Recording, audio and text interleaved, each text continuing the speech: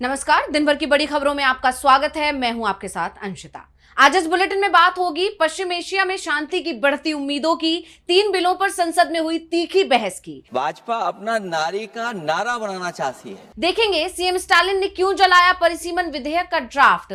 पश्चिम Bengal SIR पर क्या है सुप्रीम कोर्ट का फैसला। जानेंगे टीएमसी के आरोपों से कैसे घिरे चुनाव आयोग और बीजेपी। और बुलेटिन के आखिर में देखेंगे जाने माने कार्टूनिस्ट इरफान की किस खबर पर पड़ी तिरछी नजर। लेकिन दिन भर की तमाम बड़ी खबरों से पहले एक नजर आज की सुर्खियों पर। बंगाल चुनाव से पहले अधिकारियों के तबादलों पर सुप्रीम कोर्ट ने लगाई मोहर। चुनाव आयोग के फैसले को चुनौती देने वाली याचिका खारिज। कोर्ट बोला ये एक स्थापित प्रक्रिया। क्रॉस वोटिंग के खिलाफ हरियाणा कांग्रेस सख्त। राज्यसभा चुनाव में पार्टी विरोधी गतिविधियों में शामिल होने पर 5 विधायकों के खिलाफ एक्शन। प्राथमिक सदस्यता से किया गया निलंबित। बॉम्बे हाईकोर्ट का फैसला रहेगा बरकरार। सुप्रीम कोर्ट ने उद्योगपति अनिल अंबानी की याचिका की खारिज। उनके लोन अकाउंट को फ्रॉड घोषित करने पर रोक लगाने से किया इनकार। सुप्रीम कोर्ट के पूर्व जज जस्टिस ओका ने न्याय व्यवस्था की कुछ प्रमुख चिंताओं को किया उजागर। अधिवक्ता परिषद को बताया राजनीतिक झुकाव वाली संस्था। कहा मैं जज होता तो वहां नहीं जाता। लाल निशान पर बंद हुआ शेयर बाजार। 122 अंकों की गिरावट के साथ 77,988 पर बंद हुआ सेंसेक्स, जबकि 34 अंकों की मामूली गिरावट के साथ 24,196 पर बंद हुआ निफ्टी। ये तो थी सुर्खियां। अब बात आज की सबसे बड़ी खबर की। पश्चिम एशिया में जारी युद्ध विराम को आगे बढ़ाने के लिए इसे पूर्ण रूप से लागू करने की कोशिश जोर शोर से हो रही है। मौजूदा वक्त में अमेरिका और ईरान की तरफ से भी सकारात्मक संकेत दिए गए हैं, लेकिन अमेरिकी राष्ट्रपति ट्रंप कभी भी अपने बयानों से पलट जाते हैं। ऐसे में ईरान के लिए उन पर भरोसा करना बहुत मुश्किल नजर आ रहा है। तो क्या बातचीत पर बनेगी सहमति? आइए जानते हैं इस रिपोर्ट में। अमेरिकी राष्ट्रपति डोनाल्ड ट्रंप का कहना है कि ईरान के साथ जंग बहुत जल्दी खत्म होने वाली है, लेकिन जिस तरह आए दिन वो अपने बयानों से पलट जाते हैं, ऐसे में उनके इस बयान पर भरोसा करना मुश्किल हो गया है। क्योंकि ट्रंप लेबनान को लेकर भी कह रहे हैं कि 17 अप्रैल को इजरायल और लेबनान के बीच बातचीत होगी, लेकिन लेबनान के राष्ट्रपति कार्यालय का कहना है कि उन्हें नहीं पता कि ये संभावित बातचीत कब होने वाली है। वहीं दूसरी तरफ हमले भी रुकने का नाम नहीं ले रहे। ऐसे में ट्रंप के दावे, चाहे वो लेबनान को लेकर हो या ईरान को लेकर, सब पर सवाल खड़े हो गए हैं। हालांकि ट्रंप जब ईरान जंग के खत्म होने की बात कह रहे हैं तो उसी दौरान पाकिस्तान का एक डेलीगेशन तेहरान पहुंच गया। पाकिस्तानी सेना के chief field marshal Asim Munir के नेतृत्व वाला ये डेलीगेशन ईरान को बातचीत की टेबल पर लाने की कोशिश में जुटा हुआ है। ईरान के संसद अध्यक्ष मोहम्मद गालिबाफ ने पाकिस्तानी डेलीगेशन से मुलाकात की। मुनीर ईरान में इस्लामाबाद वार्ता की नींव रखने की कोशिश कर रहे हैं, लेकिन सवाल यह है कि दोनों पक्ष एक टेबल पर आ भी जाते हैं तो क्या इस बार कोई सहमति बन पाएगी? दरअसल प्रमुख तौर पर 2 मुद्दों को लेकर चिंता जताई जा रही है। पहला, ईरान के परमाणु संवर्धन कार्यक्रम को मंजूरी, और दूसरा, हॉर्मुज स्ट्रेट पर ईरान के नियंत्रण को मान्यता देना। ईरान ने तो साफ कर दिया है कि वो शांति और स्थिरता के लिए प्रतिबद्ध है, लेकिन उसे ताकत से कोई झुका नहीं सकता। ईरान के राष्ट्रपति मसूद पेजिशकियान ने कहा है, ईरान युद्ध या अस्थिरता नहीं चाहता है और हमेशा दूसरे देशों के साथ सिर्फ बातचीत और अच्छे सहयोग की बात करता है, लेकिन देश पर किसी और की मर्जी थोपने और उसे सरेंडर करने के लिए मजबूर करने की कोई भी कोशिश नाकाम होनी तय है। यानी वार्ता में अमेरिका की मनमानी नहीं चलेगी। ईरान अब भी अपनी शर्तों पर कायम है। ऐसे में इस बैठक को लेकर संशय बढ़ता जा रहा है। हालांकि अमेरिका के नाटो सहयोगी तुर्की ने भी युद्ध खत्म करने के लिए अमेरिका और ईरान के बीच रचनात्मक वार्ता की अपील की है। वहीं चीन के विदेश मंत्री वांग यी ने ईरान के विदेश मंत्री अब्बास अरागची से हॉर्मुज स्ट्रेट में आवागमन फिर से शुरू करने की अपील की है।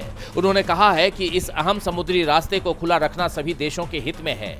बहरहाल अब सबकी नजरें अमेरिका और ईरान के बीच दूसरे दौर की वार्ता पर टिकी हुई हैं कि क्या पाकिस्तान को ये जंग खत्म करवाने में कोई सफलता मिलेगी। पश्चिम एशिया के हालात पर पूरी दुनिया की नजरें बनी हुई हैं। संसद पर भी हैं, जहां 3 संशोधन विधेयक पेश किए गए, लेकिन महिला आरक्षण संशोधन और परिसीमन विधेयक को लेकर सरकार बुरी तरह घिर गई। सदन में विपक्ष के नेताओं ने जहां इस बिल को लेकर सरकार की मंशा पर सवाल उठाए, तो वहीं सरकार की तरफ से पीएम मोदी ने अपनी बात रखी। तो क्या कुछ हुआ संसद में, जानेंगे रिपोर्ट में। संसद के 3 दिन के विशेष सत्र के पहले दिन लोकसभा में परिसीमन और महिला आरक्षण को धरातल पर उतारने वाले 3 अहम विधेयक पेश किए गए।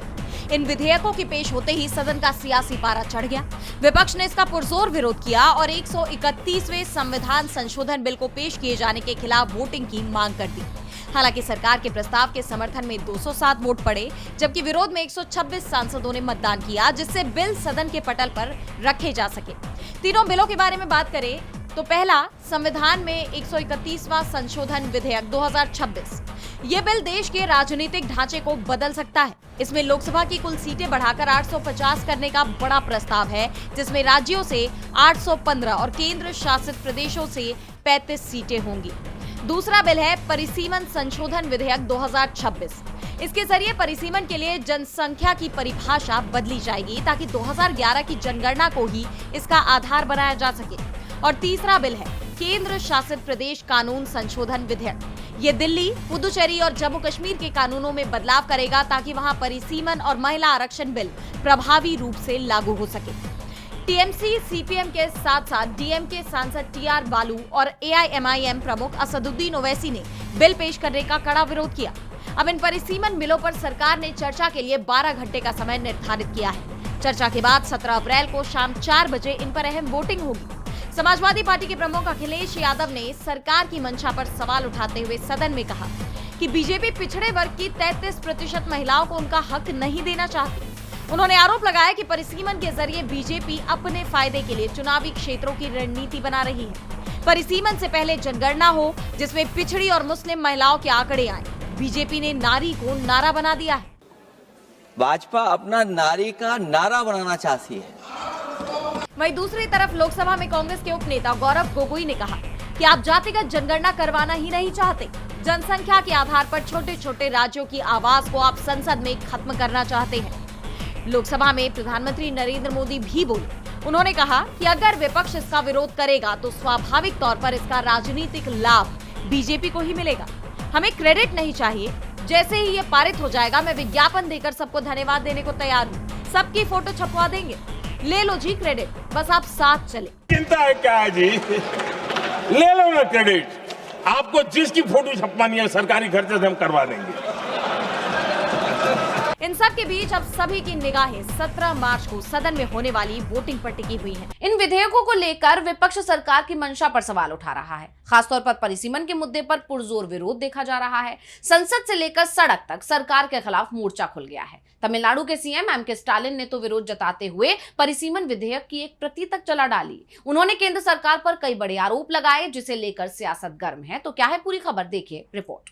महिला आरक्षण कानून को लेकर सियासी हलकों का पारा हाई है। विपक्ष लगातार इस कानून को लेकर आपत्ति जता रहा है और इसे मोदी सरकार की नई साजिश करार दे रहा है। इसी कड़ी में तमिलनाडु के मुख्यमंत्री एम के स्टालिन ने इस कानून का विरोध करते हुए इसे काला कानून करार दिया और आरोप लगाया कि ये विधेयक तमिल लोगों को उनकी अपनी ही भूमि में शरणार्थी बनाने का प्रयास है। महिला आरक्षण संशोधन अधिनियम पर संसद के बजट सत्र की विशेष बैठक से कुछ घंटे पहले स्टालिन ने काला झंडा दिखाया। केंद्र सरकार की तरफ से उपलब्ध कराई गई परिसीमन विधेयक की एक प्रति जलाई और नारे भी लगाए। उन्होंने कहा, आज मैंने इस काले कानून की प्रति जलाकर और काला झंडा दिखाकर उस आग को फिर से प्रज्वलित कर दिया है जो तमिलों को हमारी ही धरती पर शरणार्थी बनाने का प्रयास करता है। ये आग अब पूरी द्रविड़ भूमि में फैलेगी, ये भड़केगी, ये प्रचंड होगी और ये भाजपा के अहंकार को घुटने टेकने पर मजबूर कर देगी। विरोध की ज्वाला पूरे तमिलनाडु में फैले, फासीवादी भाजपा का घमंड चकनाचूर हो। बता दी, जैसे ही स्टालिन ने काला झंडा दिखाया वैसे ही पूरे तमिलनाडु में उनके पार्टी पदाधिकारियों, मंत्रियों और कार्यकर्ताओं ने अपने अपने घरों में, पार्टी कार्यालयों में और सार्वजनिक स्थानों पर भी काले झंडे लगाए। इसके अलावा चेन्नई में द्रविड़ मुनेत्र कड़गम के राज्य मुख्यालय अन्ना अरिवल्लम के अलावा कमल हासन के नेतृत्व वाले मक्कल निधि मय्यम और वाइको के नेतृत्व वाले मरुमलाची द्रविड़ मुनेत्र कड़गम द्रमुक के सहयोगी दलों के चेन्नई परिसर में प्रमुख स्थानों पर भी काले झंडे लगाए गए। आपको याद होगा, बीते दिन स्टालिन ने राज्य भर में काले झंडे दिखाकर प्रदर्शन का आह्वान किया था।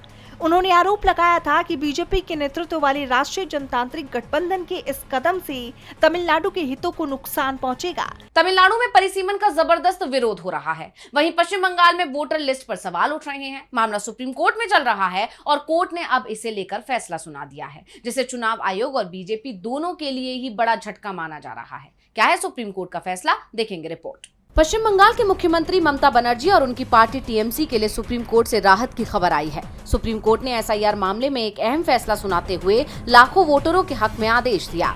सुप्रीम कोर्ट ने साफ कर दिया है कि जिन मतदाताओं का नाम वोटर लिस्ट से कट गया था लेकिन उनकी अपील को ट्रिब्यूनल ने मंजूर कर लिया है, वो आगामी चुनाव में मतदान कर सकेंगे। ट्रिब्यूनल से हरी झंडी मिलने के बाद किसी भी व्यक्ति को वोट देने से रोका नहीं जा सकता। इसे ममता सरकार के लिए एक बड़ी नैतिक और राजनीतिक जीत माना जा रहा है। सुप्रीम कोर्ट ने संविधान के अनुच्छेद 142 के तहत अपनी विशेष शक्तियों का उपयोग करते हुए चुनाव आयोग को कड़े निर्देश दिए हैं।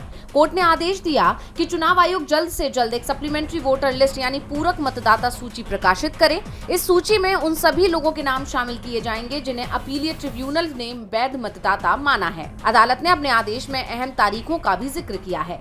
जिन लोगों की अपील 21 अप्रैल या 27 अप्रैल तक निपटा ली जाएगी वो मतदान कर सकेंगे। जिन वोटरों की अपील मंजूर हो चुकी है वो 23 अप्रैल को होने वाले चुनाव में अपना वोट डाल पाएंगे। हालांकि कोर्ट ने ये भी बताया कि सिर्फ अपील दायर करने से ही किसी को वोट देने का अधिकार नहीं मिल जाएगा। जब तक ट्रिब्यूनल उस अपील पर अपना अंतिम फैसला नहीं सुना देता तब तक संबंधित व्यक्ति को वोट देने की इजाजत नहीं दी जाएगी। जैसा कि आप जानते हैं कि पश्चिम बंगाल में वोटर लिस्ट से नाम कटने का मुद्दा काफी समय से गरमाया हुआ था। विपक्षी दल और ममता बनर्जी लगातार इसे जनता के अधिकारों का हनन बता रहे थे। अब सुप्रीम कोर्ट के दखल के बाद लाखों वोटरों का लोकतांत्रिक अधिकार बहाल हो गया है, जिससे चुनावी समीकरणों पर बड़ा असर पड़ सकता है। सुप्रीम कोर्ट में ममता सरकार को बड़ी जीत मिली, वहीं चुनाव आयोग लगातार सवालों में घिरता जा रहा है। चुनाव प्रचार के बीच अब टीएमसी ने बीजेपी के मात्र शक्ति भरोसा कार्ड को रिश्वत करार देकर चुनाव आयोग के पास शिकायत की है। वहीं अभिषेक बनर्जी ने सीधे आयोग की निष्पक्षता को ही कटघरे में खड़ा कर दिया है। तो कैसे राज्य में वोटिंग से पहले टीएमसी के निशाने पर आई बीजेपी, जानेंगे रिपोर्ट में। पश्चिम बंगाल विधानसभा चुनाव के अंतिम चरणों से पहले राज्य का सियासी पारा चरम पर पहुंच गया है। टीएमसी ने भारतीय जनता पार्टी पर मतदाताओं को खुलेआम रिश्वत देने का आरोप लगाते हुए चुनाव आयोग का दरवाजा खटखटाया है। वहीं अभिषेक बनर्जी ने आयोग की निष्पक्षता के दावों पर गंभीर सवाल खड़े कर दिए हैं। टीएमसी ने चुनाव आयोग और बंगाल के मुख्य निर्वाचन अधिकारी को पत्र लिखकर बीजेपी की मातृ शक्ति भरोसा कार्ड योजना पर तत्काल रोक लगाने की मांग की है। पार्टी का आरोप है कि शुभेंदु अधिकारी और स्मृति ईरानी जैसे दिग्गज नेता महिलाओं को वित्तीय सहायता का लालच देकर फॉर्म भरवा रही हैं। टीएमसी के मुताबिक ये कदम लोक प्रतिनिधित्व अधिनियम 1951 की धारा 123 और भारतीय न्याय संहिता यानी बीएनएस की विभिन्न धाराओं के तहत चुनावी भ्रष्टाचार की श्रेणी में आता है। पार्टी ने कड़े शब्दों में कहा, बीजेपी बंगाल की महिलाओं को खरीद नहीं सकती। उनके पास पहले से लक्ष्मी भंडार जैसी योजना है। उन्हें बीजेपी की रिश्वत की जरूरत नहीं है। दूसरी तरफ पार्टी महासचिव अभिषेक बनर्जी ने एक बेहद आक्रामक बयान जारी कर केंद्रीय बलों की तैनाती और चुनाव आयोग की भूमिका पर प्रहार किया है। अभिषेक बनर्जी ने कहा कि बंगाल में भाजपा के असली ट्रम्प कार्ड मोदी या शाह नहीं बल्कि मुख्य चुनाव आयोग है, जो भाजपा के इशारों पर काम कर रहा है। उन्होंने आरोप लगाया कि केंद्रीय बलों का इस्तेमाल टीएमसी कार्यकर्ताओं और उनके परिवार को डराने के लिए किया जा रहा है। गुजरात के जो बाबू आज हमारे कार्यकर्ताओं को धमका रहे हैं, वो नतीजों के बाद बंगाल में 1 घंटे भी नजर नहीं आएंगे। ये धमकी नहीं बल्कि मेरा खुला चैलेंज है। आपकी उपस्थिति यहाँ सिर्फ अगले 19 दिनों तक ही सीमित है। 23 और 29 अप्रैल को होने वाले चुनाव से पहले टीएमसी के इन हमलों ने बीजेपी और चुनाव आयोग की मुश्किलें बढ़ा दी हैं। चुनाव आयोग और बीजेपी विरोधी दलों के निशाने पर बने हुए हैं, चाहे वो चुनाव प्रचार का मैदान हो या संसद। अब संसद में राज्यसभा के उपसभापति के चुनाव को लेकर सत्ता पक्ष और विपक्ष आमने सामने आ गए हैं। जहां एनडीए की तरफ से हरिवंश नारायण सिंह ने अपना नामांकन तो भर दिया है, लेकिन विपक्ष ने इस पूरे चुनाव का बहिष्कार करने का फैसला किया है। तो आखिर विपक्ष ने क्यों किया इस चुनाव का बहिष्कार, जानेंगे रिपोर्ट में। राज्यसभा के उपसभापति पद के चुनाव को लेकर संसद में सरगर्मियां तेज हो गई हैं। एनडीए की तरफ से हरिवंश नारायण सिंह ने आधिकारिक तौर पर अपना नामांकन दाखिल कर दिया है। हालांकि इस चुनाव को लेकर सत्ता पक्ष और विपक्ष के बीच टकराव के हालात पैदा हो गए हैं। इंडिया गठबंधन ने इस पूरी चुनावी प्रक्रिया का बहिष्कार करने का फैसला किया है। कांग्रेस के राज्यसभा सांसद जयराम रमेश ने सोशल मीडिया के जरिए इस बहिष्कार के पीछे 3 अहम तर्क दिए हैं। विपक्ष का आरोप है कि मोदी सरकार ने पिछले 7 सालों से लोकसभा में उपाध्यक्ष यानी डिप्टी स्पीकर का पद खाली रखा है, जो कि संसदीय इतिहास में पहले कभी नहीं हुआ। जयराम रमेश के मुताबिक आज तक के इतिहास में राष्ट्रपति द्वारा नामित किसी सदस्य को उपसभापति पद के लिए उम्मीदवार नहीं बनाया गया। विपक्ष का कहना है कि इस पूरी प्रक्रिया में उनसे कोई सार्थक चर्चा या सलाह मशविरा नहीं किया गया। इसके साथ ही उन्होंने लिखा, विपक्ष ने भारी मन से 17 अप्रैल को होने वाले इस चुनाव के बहिष्कार का फैसला किया है। ये विरोध व्यवस्था के खिलाफ है, हरिवंश जी के प्रति व्यक्तिगत अनादर नहीं। दरअसल हरिवंश नारायण सिंह के नामांकन के साथ ही उनका तीसरी बार इस पद पर चुना जाना लगभग तय माना जा रहा है। हालांकि विपक्ष की गैर मौजूदगी सदन में सत्ता पक्ष और विपक्ष के बीच बढ़ते तनाव को साफ दर्शाती है। विपक्षी दलों का कहना है कि वो इस कदम के जरिए सरकार की एक तरफा कार्यशैली का विरोध कर रहे हैं। राजनीतिक जानकारों का मानना है कि इस बहिष्कार से सदन में टकराव बढ़ सकता है। अब सबकी निगाहें 17 अप्रैल को होने वाली चुनावी प्रक्रिया पर टिकी हैं, जहां हरिवंश नारायण सिंह के बतौर उपसभापति तीसरे कार्यकाल की शुरुआत मुमकिन है। उपसभापति के चुनाव को लेकर सवाल उठ रहे हैं, तो सवाल पीएम मोदी की साख पर भी खड़े हो गए हैं। मोदी अक्सर विश्वगुरु बनने का दावा करते हैं, जिसे लेकर विपक्ष उन पर कई बार तंज भी कस चुका है। लेकिन अब अंतर्राष्ट्रीय स्तर पर पीएम मोदी की ऐसी किरकिरी हुई है जिसने विपक्ष के आरोपों को तो बल ही दे दिया, साथ ही पीएम मोदी के बड़े बड़े दावों पर पानी भी फेर दिया। तो ऐसा क्या कुछ हुआ जिससे उड़ गई पीएम मोदी की नींद, और क्या है पूरी खबर, जानने के लिए देखिए ये रिपोर्ट। पीएम मोदी की खुद को विश्वगुरु बताने की चर्चाओं के बीच दुनिया की प्रतिष्ठित पत्रिका टाइम ने साल 2026 के प्रभावशाली लोगों की टाइम 100 की लिस्ट जारी कर दी है, जिसमें पीएम मोदी को एक बड़ा झटका लगा है। दरअसल साल 2026 की सूची में अमेरिकी राष्ट्रपति डोनाल्ड ट्रंप, चीन के राष्ट्रपति शी जिनपिंग, इजराइल के प्रधानमंत्री बेंजामिन नेतन्याहू और पोप लियो समेत कई जानी मानी हस्तियां हैं। लेकिन इस सूची में भारत के प्रधानमंत्री नरेंद्र मोदी को शामिल नहीं किया गया है, जिसे भारत के लिए भी बड़ा धक्का माना जा रहा है। और पीएम मोदी के विश्वगुरु वाले दावों पर भी पानी फिर गया है, जिसके बाद वो एक बार फिर विपक्ष के निशाने पर आ गए हैं। जैसा आप जानते हैं कि विपक्ष हमेशा से सरकार की विदेश नीति पर सवाल उठाता आया है, और अब प्रतिष्ठित पत्रिका टाइम की सूची ने एक बार फिर सरकार को कटघरे में खड़ा कर दिया है। तो वहीं सूची में वर्ल्ड लीडर से लेकर इंडस्ट्रियलिस्ट, टेक दिग्गज, कलाकार, एथलीट और अधिकार कार्यकर्ताओं तक को शामिल किया गया है, जिसमें भारत से जुड़ी 3 हस्तियों ने अपनी जगह बनाई है। गूगल के आर्टिफिशियल इंटेलिजेंस के लिए भारतीय अमेरिकी सुंदर पिचाई को इसमें स्थान दिया गया है।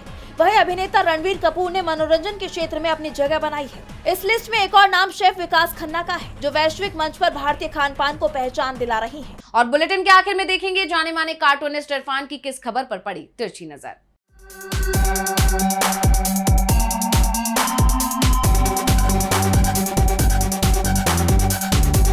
जिसका जो काम होता है वो करता ही है।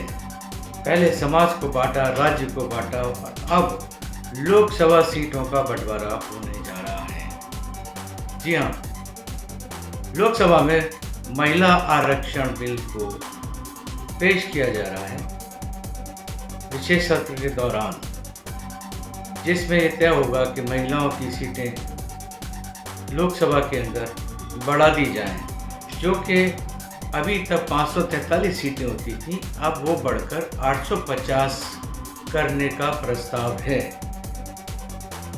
क्या सही नहीं होता कि जो 543 सीटें हैं उन्हीं में से महिलाओं की भी आरक्षित सीटें तय कर दी जाती हैं, बजाय इसके कि उनकी संख्या जो ऑलरेडी हैं और ज़्यादा बढ़ा दी जाए, परिसीमन कर दिया जाए।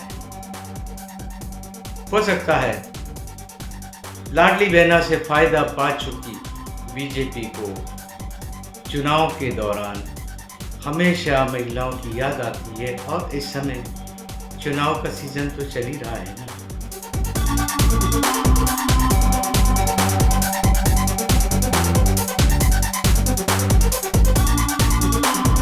बहुत बहुत शुक्रिया इरफान जी। तो आज इस बुलेटिन में इतना ही। आप देखते रहिए डीवी लाइव। मुझे दीजिए इजाजत। नमस्कार।